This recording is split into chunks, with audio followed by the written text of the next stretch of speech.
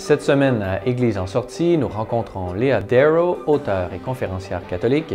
On vous présente un résumé de la conférence Rise Up 2015 de CCO Mission Campus à Montréal et on s'entretient avec Andrew Bennett, ambassadeur du Canada pour la liberté religieuse.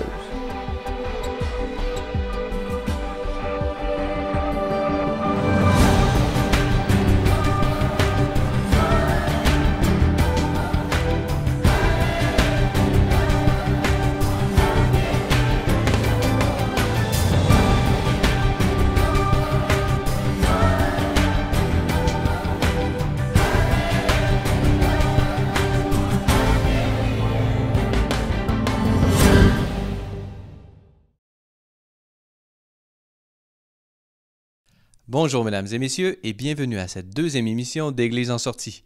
Cette semaine, nous vous présentons une émission spéciale réalisée à la conférence Rise Up 2015 de CCO Mission Campus à l'hôtel Reine-Élisabeth de Montréal où plus de 700 jeunes se sont réunis pour prier, approfondir leur foi en présence de conférenciers de renommée internationale, créer de nouvelles amitiés ou simplement pour fêter l'arrivée de la nouvelle année. Voici d'abord un résumé de cet événement exceptionnel, suivi de mon entrevue avec Leah Darrow.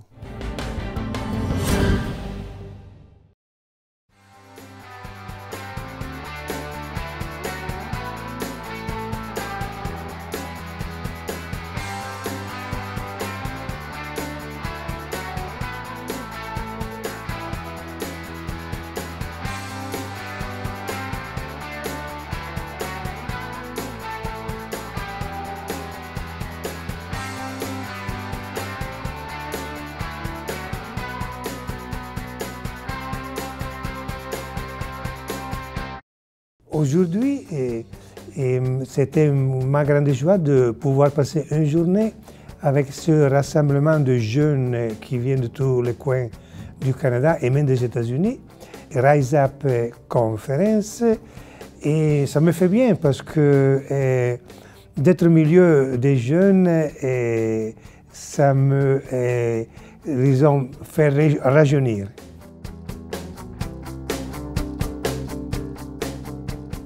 C'est la possibilité de rencontrer d'autres jeunes croyants, pratiquants, qui viennent de partout au Canada et qui ont la même foi, qui ont la même soif, la même passion, le désir de le partager à tout le monde, de s'ouvrir. Les jeunes ne sont pas absents de l'Église au Canada. On se rend compte au contraire que peut-être là où il y a une sensibilité profonde, une ouverture totale à Jésus et à son message et à son évangile, ça c'est justement parmi les jeunes, non? Qui cherchent et qui réagissent quand ils trouvent quelque chose d'authentique. Ça t'aide à grandir en profondeur de ta relation avec le Seigneur. Alors, c'est ça qu'on vient chercher tout le temps. Puis c'est aussi comme la petite étincelle là, qui va rallumer les feux dans toi là, pour que tu puisses vraiment aller aux autres puis te donner complètement. Là. Alors, c'est ça que j'aime. L'Église est grande et l'Église est vivante et vibrante. Et c'est vraiment incroyable de voir 600, 700 jeunes qui prient ensemble.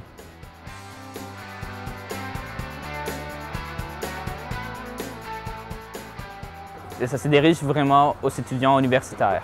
Donc, quand on va voir les étudiants universitaires, c'est des gens qui vont être le futur de notre pays.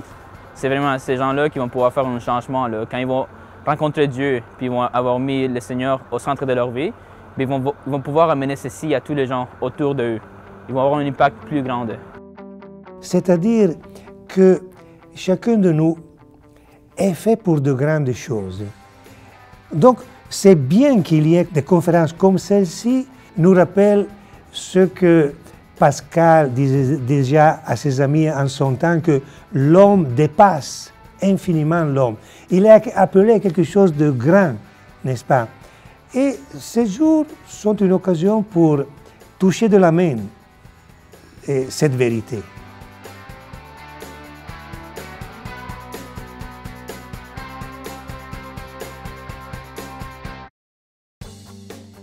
C'est vraiment en continuité avec tout le thème. C'est fait pour les grandes choses. Puis se rappeler l'histoire du Saint Frère André, puis la dévotion qu'il y a à Saint Joseph, ça nous rappelle que, bien, regarde, si lui a été capable de faire ça, bien, on est capable de faire des grandes choses. Puis avoir ce moment, la messe ici, pouvoir venir se recueillir dans ses pas, dans ses traces, c'est vraiment inspirant. Puis ça donne juste ce désir d'exposer, puis de faire nous aussi des grandes choses. Puis de croire, puis de se le dire que il n'y a rien d'impossible parce que si on le fait avec le Seigneur, bien, le Seigneur va nous donner tous les moyens nécessaires pour y arriver.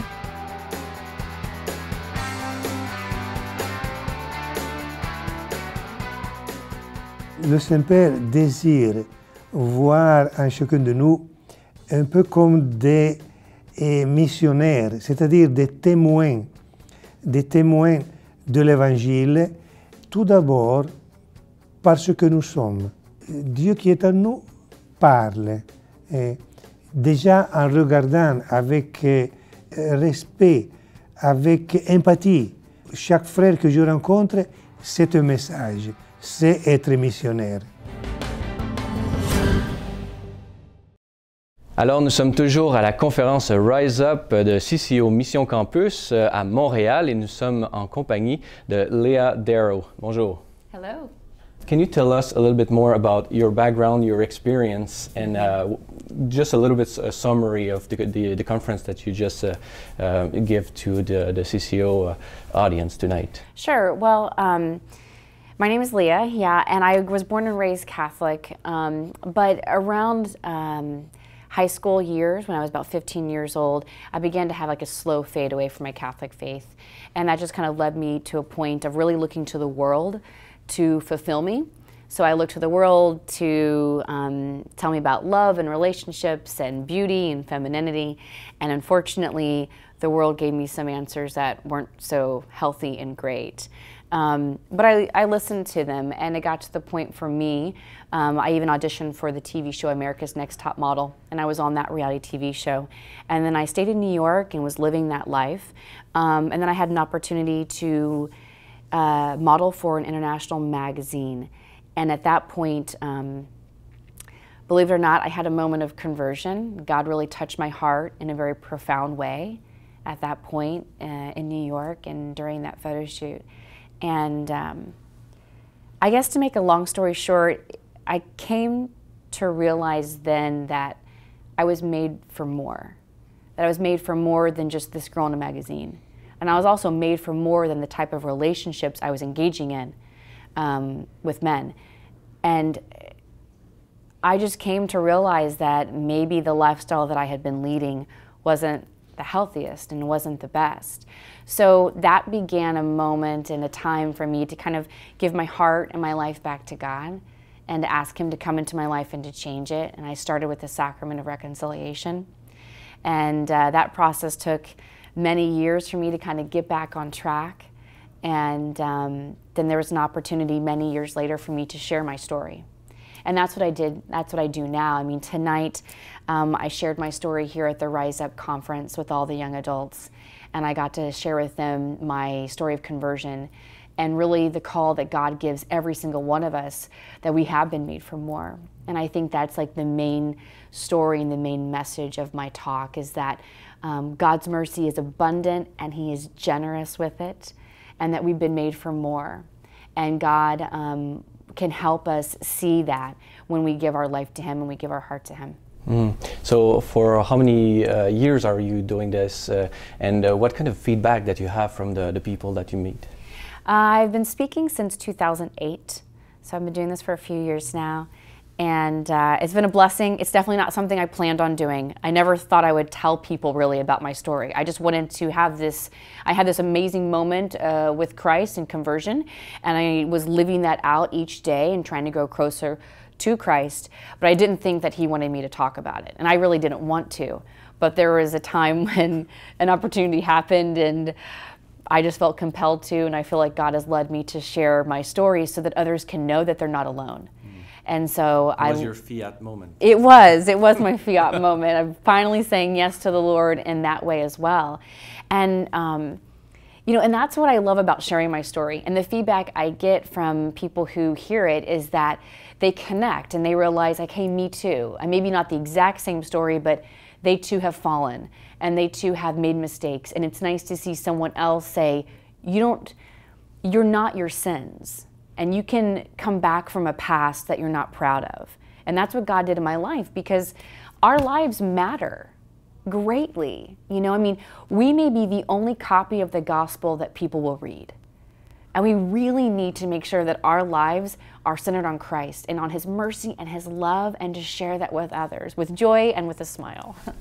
So I can testimony that the crowd tonight was really enjoying what you were saying. Can you just tell us a little bit how, from your perspective, how did you feel tonight, and how is it to interact with the people here in Montreal? Yeah, I mean, it's a blessing and it's an honor, because I get a front row seat to the workings of the Holy Spirit, you know? So I get to see what God is doing in people's hearts, like right then and there, and it's beautiful. And I love sharing my story, but the best part about my story is Christ. You know, if you took my story and you took every element of God out of it, it would be a very sad story.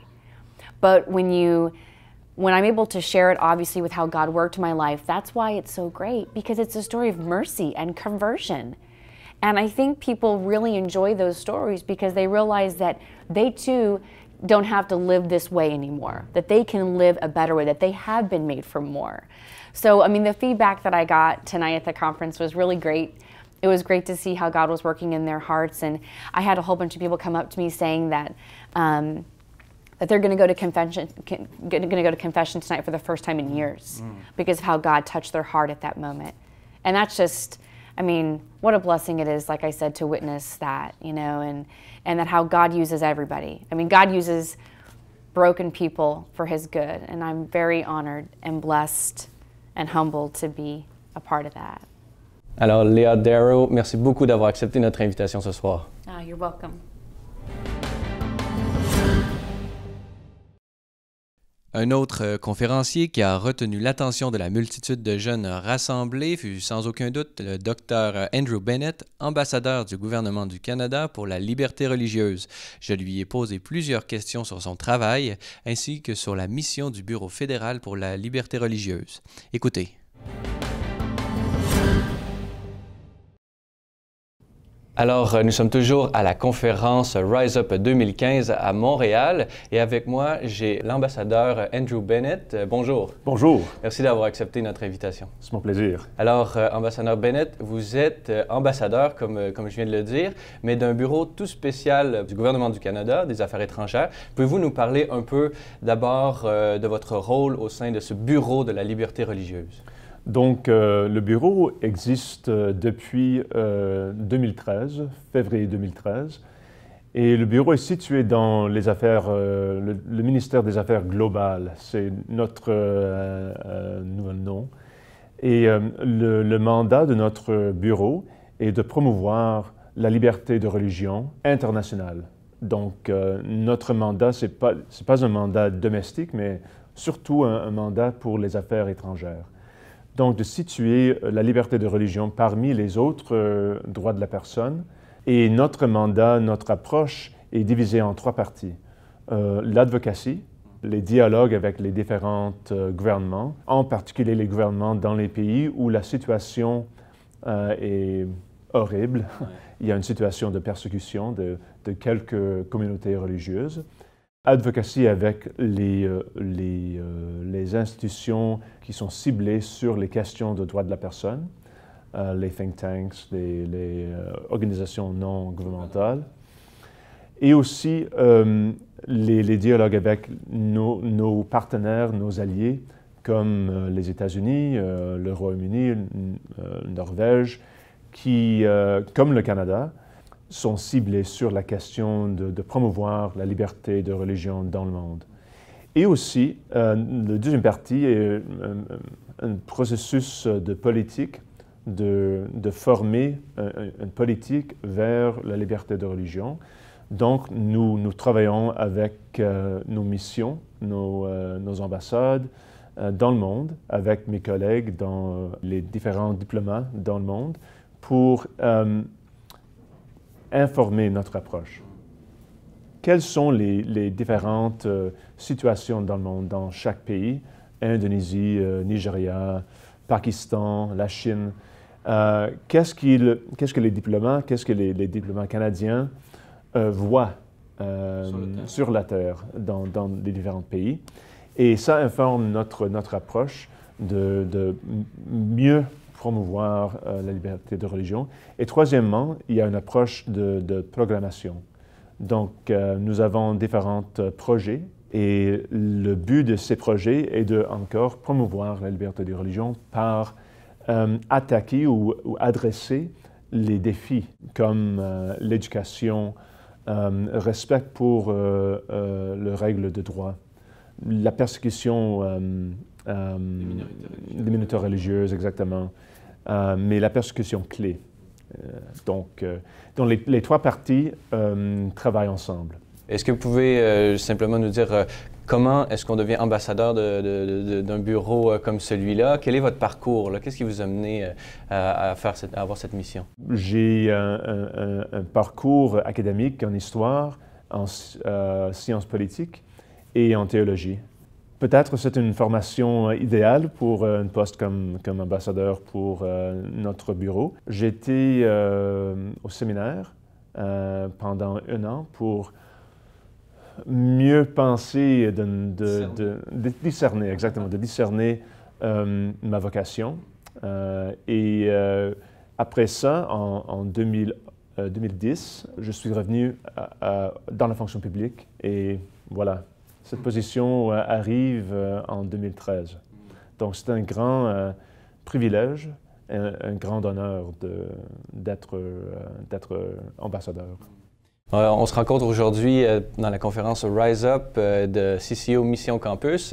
Est-ce que vous pouvez nous parler un peu, dans votre conférence aujourd'hui, vous avez parlé de vous, de votre parcours, comme on vient juste de discuter, mais vous avez également parlé de certains défis de la liberté religieuse. Et d'abord, en amont de ces défis, vous avez parlé un peu de ce que c'est que la liberté religieuse. Alors, est-ce que vous pouvez nous donner un portrait, une certaine définition de ce qu'est la liberté religieuse? La Déclaration universelle des droits de la personne. Il y a un article 18, qui parle sur la question de la liberté de religion. Donc, c'est la liberté de penser et d'agir sur notre foi, aussi de pratiquer notre foi, de participer dans des différentes liturgies en paix et sécurité, la liberté de changer notre religion, la liberté de choisir d'avoir pas une religion, et aussi la liberté d'engager dans les activités missionnaires. Donc ça, c'est la définition formelle. Une liberté de conscience, d'une certaine façon. Liberté de conscience, mais en exactement. matière religieuse, en matière des questions, disons, existentielles et des réponses qui sont offertes par les différentes communautés présentes sur le territoire. Oui, ça, c'est la définition informelle ou la définition plus large. Donc, la définition pour moi plus large, et il y a un lien entre la question de la dignité humaine. Donc, en vrai, la liberté de religion et la liberté de penser que je suis, comment est-ce que je relie avec les autres, les liens avec les autres, comment la liberté de penser sur la création, sur ma position dans le monde, et aussi la liberté de penser sur la question de Dieu, ou peut-être une philosophie. Donc, ça, c'est une question existentielle qui est très, très importante pour chaque être humain, de penser, who am I? C'est finalement une question d'identité. Vraiment, la question religieuse touche à l'identité de manière... L'identité centrale, oui, absolument. Ouais. Et cette question, cette liberté, il y a des liens encore avec les autres droits, comme la liberté d'expression, la liberté d'association. Donc, il est très difficile pour une personne d'associer ou de parler, d'exprimer leurs pensées et leurs positions sans la liberté de religion. C'est très, très difficile. Donc, il y a un lien nécessaire entre les différentes libertés. Et justement, pour une démocratie, c'est une liberté absolument fondamentale et on la retrouve justement dans la Charte des droits et libertés canadienne. Et donc, c'est très précieux. Et c'est le droit premier dans la Charte, en section 2A, liberté de religion et de conscience. Vous avez parlé un peu de votre propre foi, parce que pour vous, c'est important de manifester qu'un dialogue sincère présuppose le fait d'assumer sa propre foi. Pouvez-vous nous parler un peu du rôle de votre foi et quels seraient les conseils que vous feriez aux jeunes catholiques là, qui s'intéressent à toutes ces questions qu'on vient d'aborder? Donc pour moi, ma foi est centrale, absolument centrale. Il est impossible pour moi ou pour les autres de diviser leur foi, mes activités, de la carrière, les autres, nos propres rôles, nos rôles dans la société. À mon avis, il est essentiel pour chaque catholique d'agir leur foi, de promouvoir leur foi, non dans un sens prosélyte ou extrémiste, mais avec la charité, toujours avec la charité. La foi sans charité n'est pas la foi. Donc, pour moi et dans mon expérience, je suis Andrew quand je suis actif dans ma foi. Donc, notre Dieu, il me comprend bien à cause de ma foi. Et ma relation avec Dieu est nécessaire pour moi de participer dans le monde et de participer dans la société. Donc pour chaque catholique, les jeunes catholiques, il est très, très important d'avoir une foi active, d'avoir une foi avec confidence et d'avoir une vie de prière, une vie liturgique, et avec ces outils, il est possible de changer le monde. Vous avez mentionné tout de suite un peu avant l'entrevue que vous êtes catholique, mais de rite ukrainien. Vous faites partie de l'éparchie ukrainienne catholique canadienne. Oui. Vous faites des démarches en ce moment vers le diaconat. Vous êtes déjà sous-diacre. Pouvez-vous juste nous parler un peu de ce parcours-là? Je suis né à Toronto dans une famille catholique, romain, mais dans mes années 20, dans un processus de mieux comprendre ma foi, j'ai tourné vers l'Est et pas dans un sens de rejeter le patrimoine latin, non plus, mais pour moi, cet pèlerinage, c'est un pèlerinage d'une foi intense et une foi qui est, pour moi, bien réalisée dans l'Est, dans le rite byzantin, la tradition byzantine. Depuis 2005, j'étais gréco-catholique de la tradition ukrainienne. Donc, j'ai changé mon inscription entre l'Église romaine vers l'Église ukrainienne. Et j'ai été ordonné sous-diacre en 2012 peut-être. Et donc nous maintenant les ordres mineurs dans le rite byzantin. Et maintenant je suis en train j'espère avec le soutien de Dieu, d'être un diacre. C'est le mot grec, diacone, mais un diacre, j'espère, dans l'avenir proche. Alors, c'est que diacre, en français, se traduit par service. Donc, on voit devant nous un homme de service au service de sa communauté, de son pays et de l'Église. Alors, ambassadeur Bennett, merci beaucoup de nous avoir accordé cette entrevue aujourd'hui. Ah non, merci à vous. Voilà, c'est tout pour aujourd'hui. Si vous avez des questions ou commentaires, vous pouvez m'écrire à l'adresse qui apparaît à l'écran. Merci d'avoir été des nôtres et on se donne rendez-vous la semaine prochaine pour une autre émission d'Église en sortie.